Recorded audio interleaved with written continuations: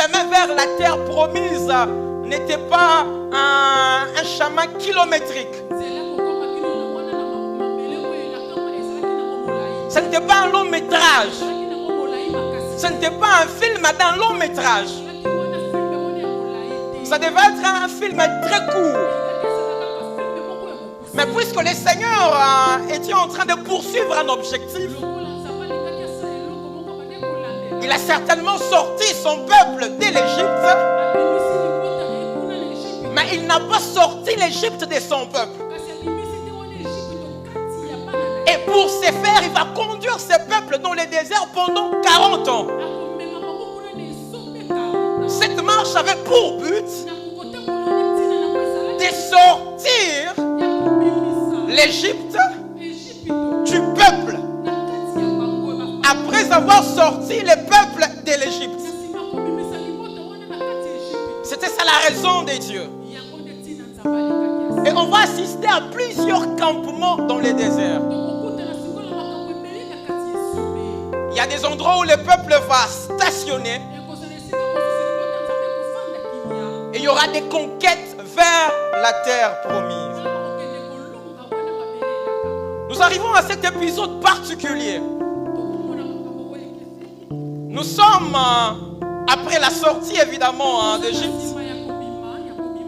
Le peuple dans le désert en train de marcher.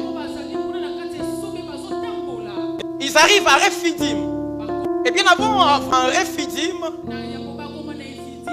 une crise d'eau s'est présentée. Le peuple a eu soif. C'était la marche dans le désert. On ne peut pas marcher sans eau. Le peuple a murmuré. Est-ce que je parle à quelqu'un? Et Moïse, qui était leur chef, va se plaindre auprès de Dieu. Dieu lui dira non, il n'y a pas de problème, il y aura une solution. Prends ta verge, frappe sur le rocher. Est-ce que je parle à quelqu'un? Et nous sommes à Rephidim. Moïse a pris sa verge, la même verge qu'il avait utilisée sur les eaux de la mer Rouge. C'est cette même verge qu'il a utilisée sur le rocher. La verge qui avait séparé les eaux de la mer. C'est cette verge qui sort de l'eau du rocher. Là où il y a des eaux, cette verge permet qu'il y ait une route sèche. Mais là où c'est rocaillé, là où il y a les rochers, cette verge permet qu'il y ait des eaux. Donc ce qui est un dur, la verge sort de l'eau. Mais là où il y a des eaux, on a besoin d'un passage à sec. La verge a la capacité d'assécher les eaux. Donc c'est la même verge qui a asséché les eaux afin que le peuple traverse, passe la mer Rouge à sec. Cette verge renfermait les eaux. C'est cette même verge-là qui frappait sur le rocher, qui est dur, qui est rocaillé, qui est de pierre. C'est cette verge-là, en contact avec le rocher, sort de l'eau. Et le peuple boira. Moi, Charles, ce qui ne m'a pas sourdi, après que le peuple a bu du rocher, c'est alors que nous lisons Amalek vint. Amalek n'est pas venu combattre Israël à Rephidim quand Israël avait encore soif. Quand Israël n'avait pas encore bu du rocher, Amalek n'est pas venu. Amalek vient à quel moment? C'est très important. La circonstance dans laquelle l'ennemi s'approche, pour te combattre, peut te donner les bonnes raisons de ce combat. Pour connaître les bonnes raisons, tu combats contre Amalek. Identifie bien la circonstance ou l'environnement de ce combat. C'est après avoir bu du rocher qu'Amalek vint. Aussi longtemps qu'Israël n'a pas bu du rocher, n'a pas de l'eau en lui, n'a pas l'eau de la vie en lui, aussi longtemps que Christ n'est pas en lui, n'est pas identifié à ce peuple, Amalek ne sait pas venir. Donc je comprends que ce qui provoque Amalek, ce n'est pas la forme de ce peuple, ce n'est pas l'état de ce peuple qui marche dans le désert. Ce qui provoque Amalek, c'est l'identité spirituelle de ce peuple.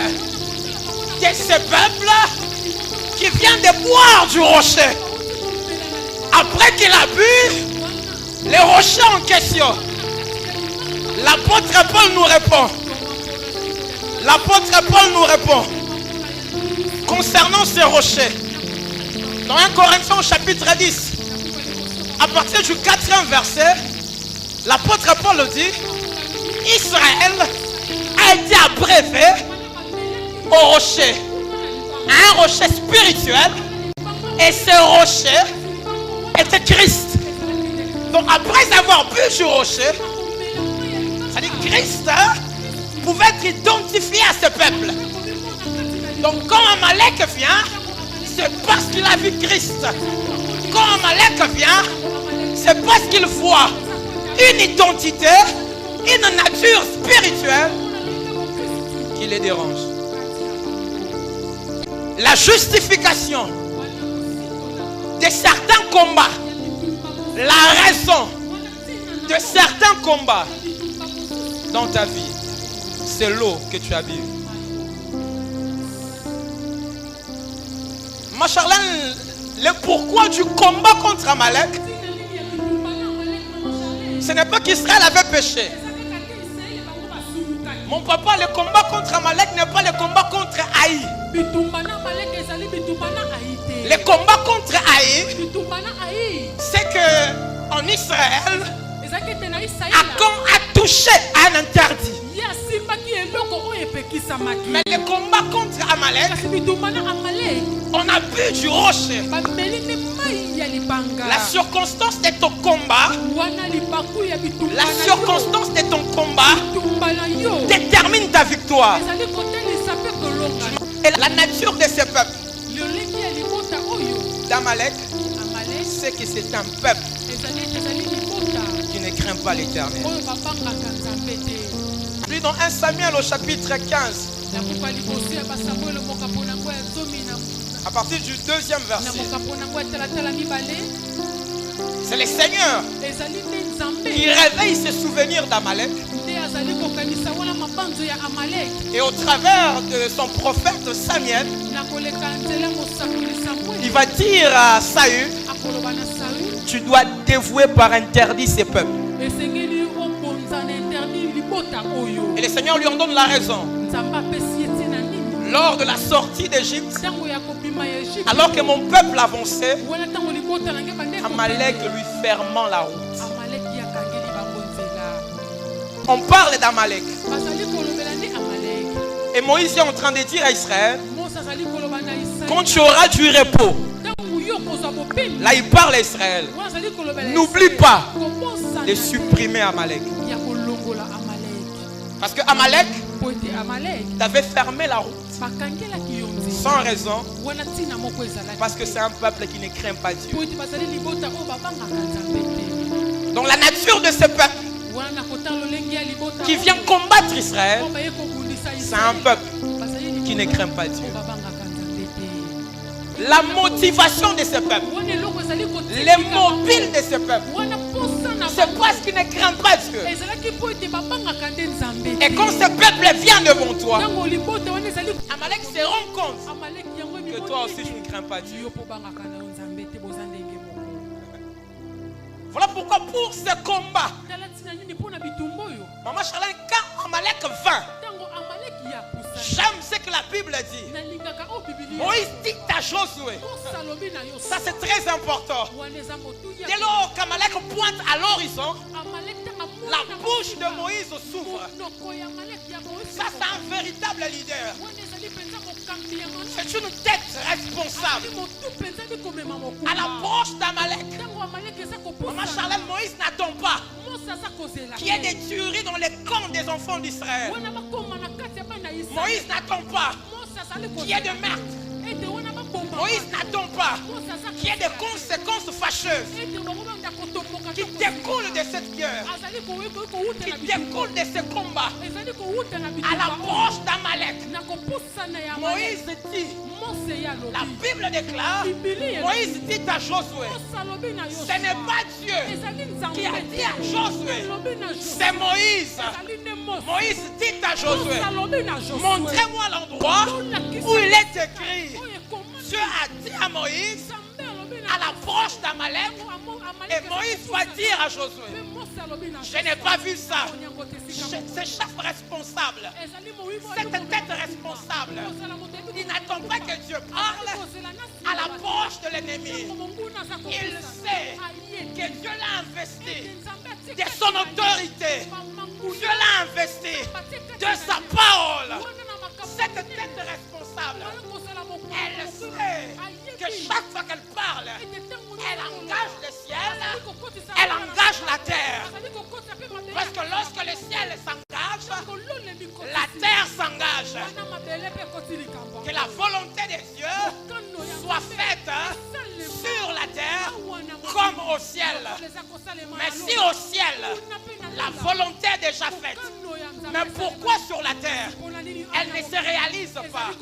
Parce qu'on manque de Moïse. On manque de textes responsables qui peuvent engager Dieu, qui peuvent parler à la place de Dieu. Quand Amalek vient, Moïse ne s'était pas. Il ouvre sa bouche. Il parle comme une tête, comme un leader, comme un responsable. Il n'attend pas les conséquences. Il n'attend pas les vols. Il n'attend pas les injustices. Il n'attend pas le meurtre. Il n'attend pas les tueries. Il ouvre sa bouche. Avant que le pur n'arrive, Moïse a déjà parlé. Je prie que le Seigneur t'accorde cette onction, cette grâce de parler avant que les choses n'arrivent, de voir les choses quand elles ne sont pas encore arrivées. Reçois la grâce de précéder les choses. Les choses ne vont pas te précéder, mais tu vas les précéder. Tu parleras avant que les choses arrivent, et c'est parce que tu as parlé que les choses arriveront. Je déclare, tu ne seras plus surpris. Amalek ne te surprendra pas. Je parle à quelqu'un. Je dis Amalek ne te surprendra pas. Pourquoi Amalek combat Israël? Parce qu'Israël habille du rocher. Israël porte Christ. C'est ce qui dérange Amalek. Pourquoi tu es combattu? Parce que tu portes une sémence qui dérange le monde. Mais maintenant que tu sais pourquoi Amalek te combat, comment combattre? Comment? C'est ça les grands problèmes. Quand l'ennemi arrive, la guerre est là. Comment combattre? Moïse dit à Josué, et c'est sur ça que je vais m'atteler. Choisis-nous des hommes. Répète après moi, choisis-nous des hommes.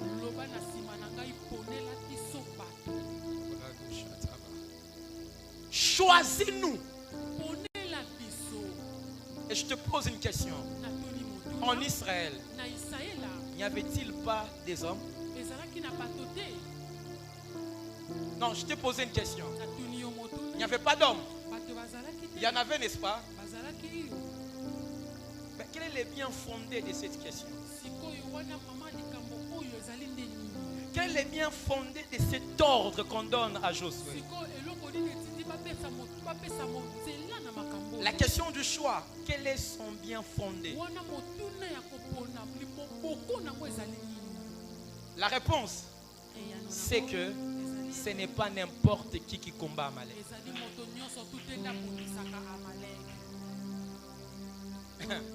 Les combats peuvent venir. C'est contre tout Israël. Mais maman Charlène, ce n'est pas tout Israël qui combat. Nous sommes dans une génération où tout le monde veut être au front. Tout le monde veut tirer. Tout le monde veut prendre l'offensive. Qui doit combattre? C'est ça la grande question.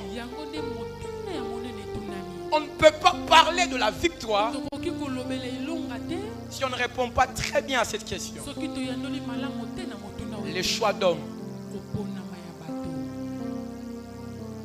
La crise dans le monde, ce n'est pas la crise des richesses. Ce n'est pas la crise des pierres précieuses. Ce n'est pas la crise des biens. C'est la crise d'hommes. Vous allez me dire qu'on a, je crois, plus de 8 milliards d'habitants sur la terre. Il y a certainement beaucoup d'hommes. Il y a ceux que nous appelons des hommes. Mais Dieu ne les voit pas comme tels.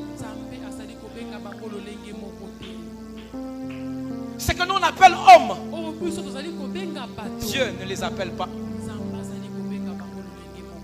Choisis-nous. Qui doit-on choisir? Des hommes.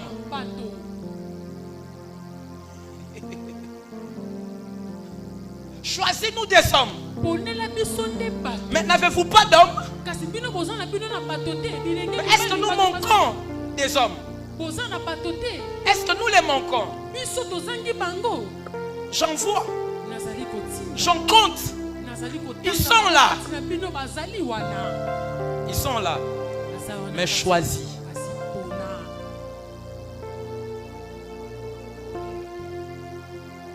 Le choix est très important.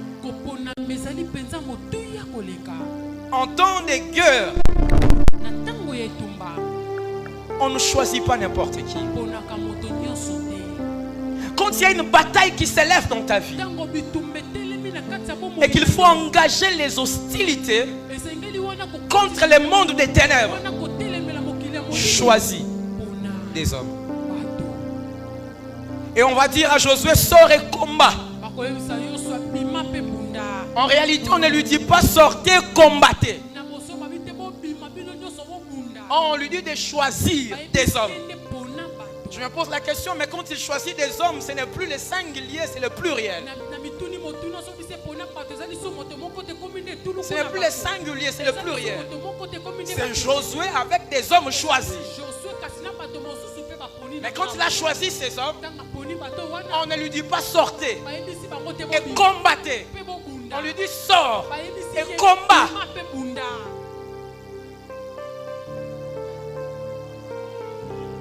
Donc c'est toi qui engages la bataille. Les combats t'engagent toi. S'il y a des fêtes, on ne dira pas que les hommes que Josué a choisis ont été vaincus. Mais on dira que Josué a été vaincu. Parce que la garantie du choix de ces hommes, c'est toi. Donc, en d'autres termes, dans cette bataille, dans ce combat contre Amalek, on ne voit pas les hommes choisis. On voit celui qui a choisi. Gloire à Jésus. Donc c'est lui qui fait le choix. Il engage les choisis. C'est lui qui a choisi. Il engage les choisis. Et on ne regarde pas ceux qui sont choisis. On regarde celui qui les a choisis. En d'autres termes, ceux qui sont choisis doivent vous porter la même nature que Josué. Ils doivent vous porter la même ADN que Josué. À tel enseigne que sur les champs de bataille, qu'on ne puisse pas le voir, qu'on puisse voir Josué. Voilà pourquoi même quand Moïse va monter sur la colline, ils vont se rendre compte que quand Moïse lève les mains sur les terrains, c'est Josué qui remporte. Mais quand il baisse les mains, il essuie des revers. Et on va maintenir ses mains. Et la Bible dira que Josué bâtit Amalek au fil de l'épée. Mais où sont partis tous ces hommes? Tous ces hommes, on les voit au travers de Josué. Fais très attention au choix.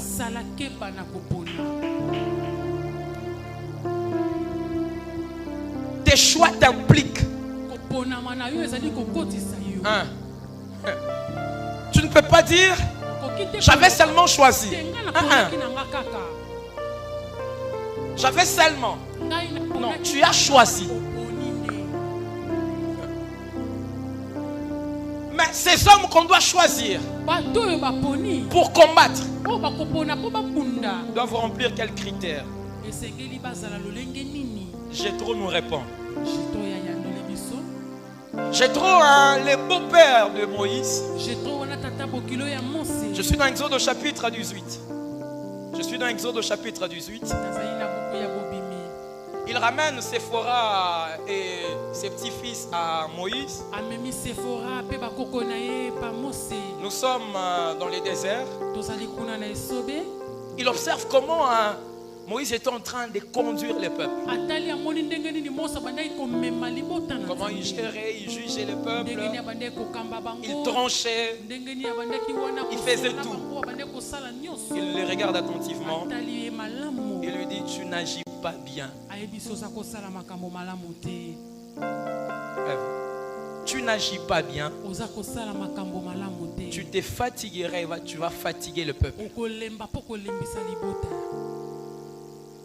Il va lui dire, choisis parmi les peuples des hommes. Mais Jéthro, il nous brosse un tableau.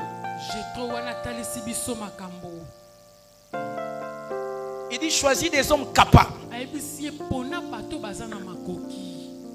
Exode 18, 21. Des hommes capables.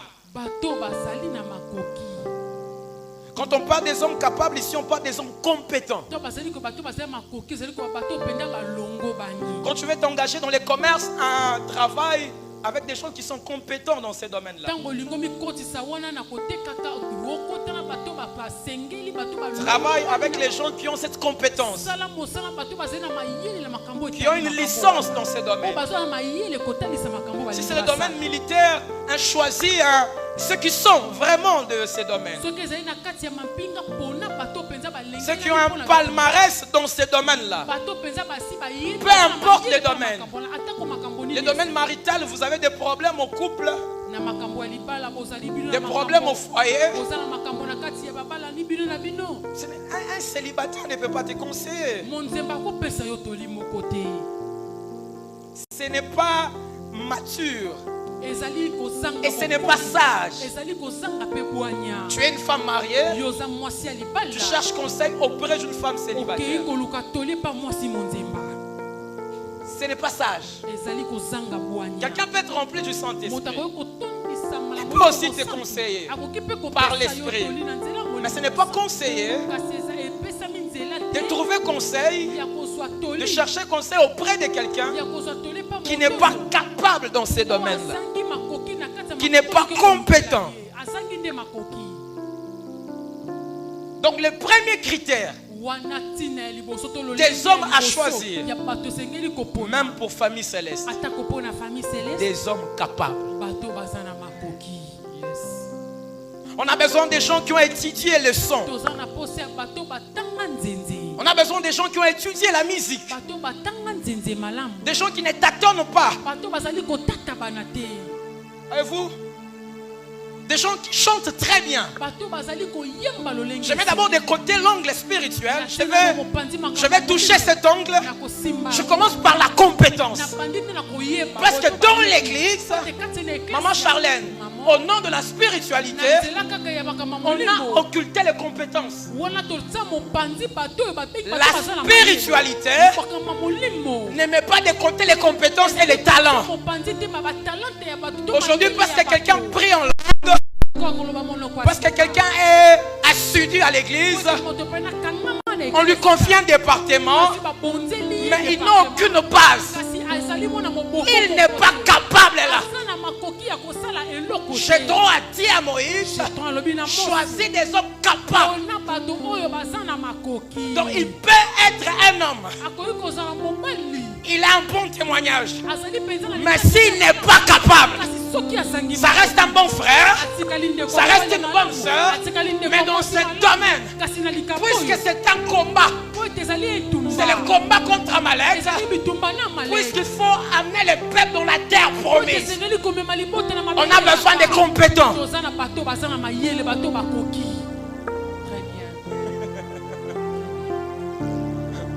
Quand quelqu'un interprète, qu'il interprète bien, comme Maman Charlène le fait. C'est pas tout simplement parce que c'est Maman Charlène. Avant d'être Maman Charlène, elle est capable de faire ce que tu comprends pas ce que je suis en train de dire. Choisis des hommes parmi les peuples. Ça c'est le conseil de Jétro. Des hommes capables. Ce qui nous manque parfois, ce n'est pas les hommes, mais les hommes capables. Ce qui nous manque, ce n'est pas les hommes. Dans ces hostilités, dans ces combats, dans les contextes de notre pays, parfois ce n'est pas les hommes. On a beaucoup d'hommes. Mais ce qui nous manque, les hommes capables. Les hommes capables. Les hommes capables. Je prie le Seigneur que les hommes capables soient suscités par lui. Que le Seigneur suscite les hommes capables. Il faut les hommes capables. Ils connaissent la guerre. Ils savent guerroyer. Ils ont maîtrisé l'art militaire. Les types de discours militaires. Les types d'attitudes en temps de crise. Les types de repas consommés en temps de crise. Ça, ce sont les hommes du type de Daniel. À Babylone, il dit au roi, épargne-nous de ces mains-là. Nous sommes en temps de crise. Et en temps de crise, on ne prend pas les mets qu'il y a sur la table du roi. On ne se suit pas avec les vins du roi. On se garde pur. Nous sommes en temps de crise. Nous sommes en temps de crise. Mais quand la victoire sera de notre côté, l'agneau viendra. Et aux noces de l'agneau, nous serons autour de la table. Mais ce qui sera servi, ce sera du vin. Mais le vin de Nebuchadnezzar, on ne le touche pas.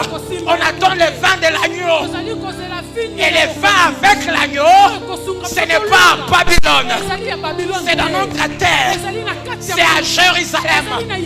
Et ici en temps de crise, alors que nous sommes étrangers, à Babylone, nous sommes sur la terre, des pèlerins, les mains de Nebuchadnezzar, de côté, les péchés, de côté, la corruption, de côté, les vols, de côté, les détournements, de côté.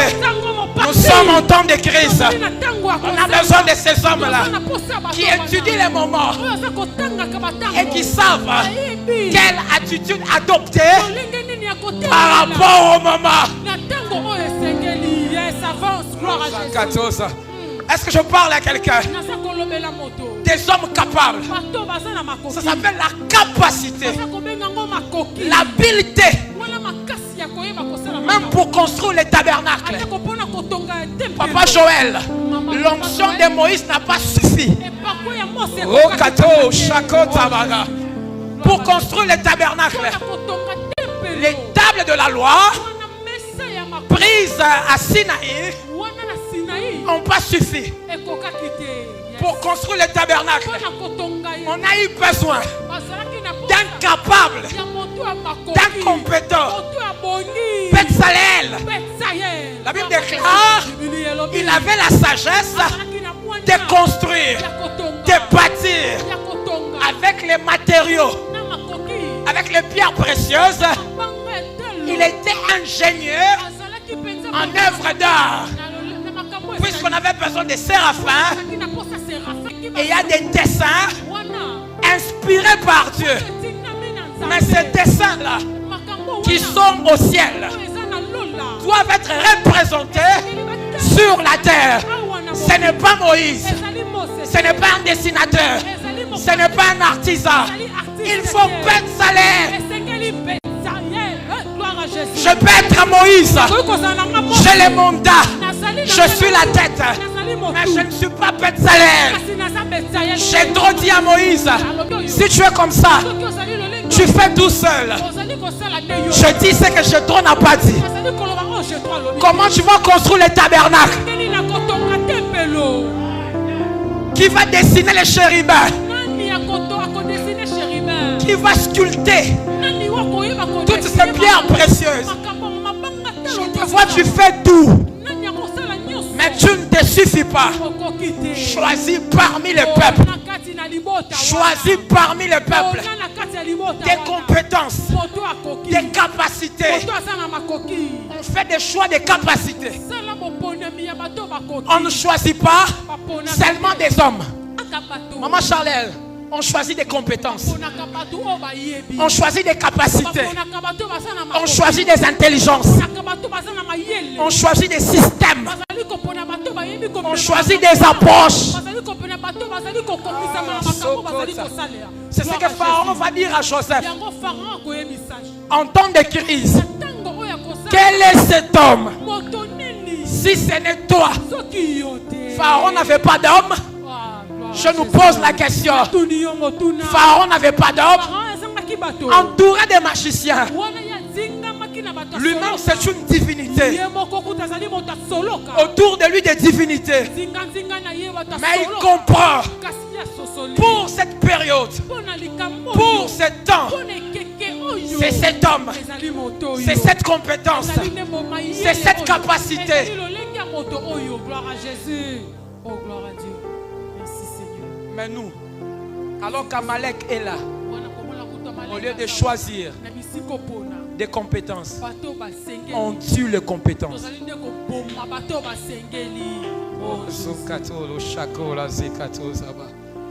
Quand il y a une sœur qui chante bien, cacahuète, je parle en quinois, cacahuète.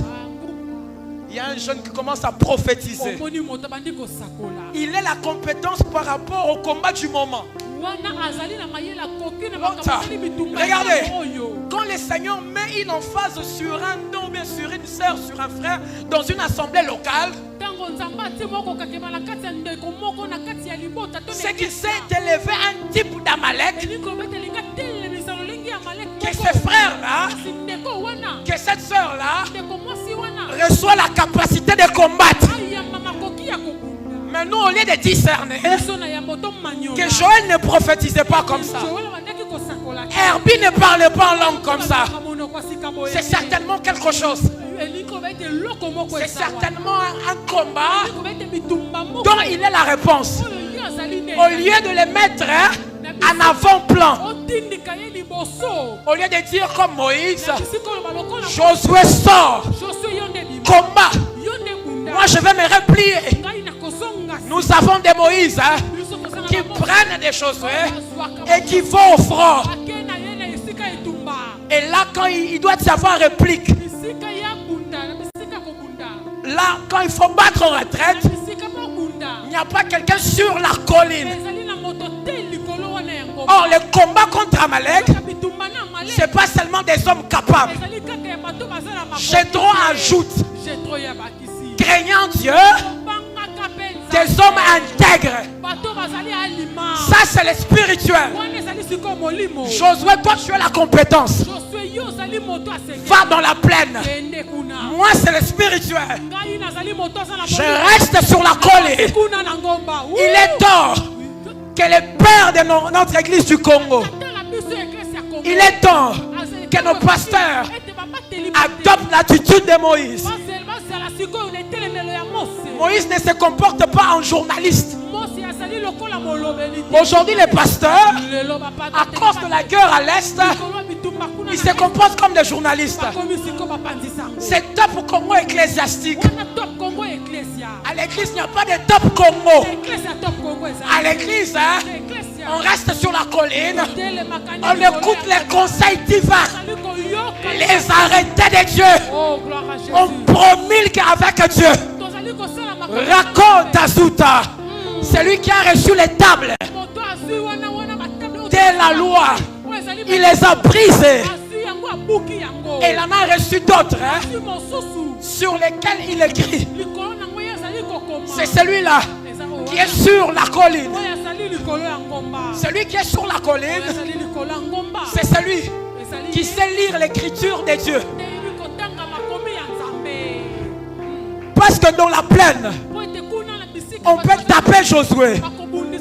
Mais celui qui est sur la colline, il comprend que le problème, ce n'est pas Josué. C'est moi. J'ai abaissé les mains. Laissons nos FARDC tranquilles.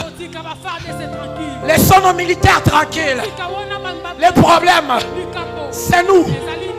Nous avons quitté la colline. Nous sommes entrés dans la plaine. Je parle aux hommes d'église. Restons sur la colline. Et sur la colline, on ne nous parle pas Top Congo. On ne nous parle pas France 24. On parle chaud, Sinaba. Elle a sauté. Rakota. Azunao. Chaud. Makalako. Elle a où? Makelako. J'ai éteint ma radio. J'ai éteint ma connexion. Je n'ai pas besoin de la situation. Nanga a pris tel territoire. Ça ne me concerne pas. Moi, je vois Nanga qui est pendu. Et je parle en langue. Je veux que ce que j'ai vu puisse arriver. Quand je suis sur la colline, je ne dépends pas des images. Les images dépendent de moi.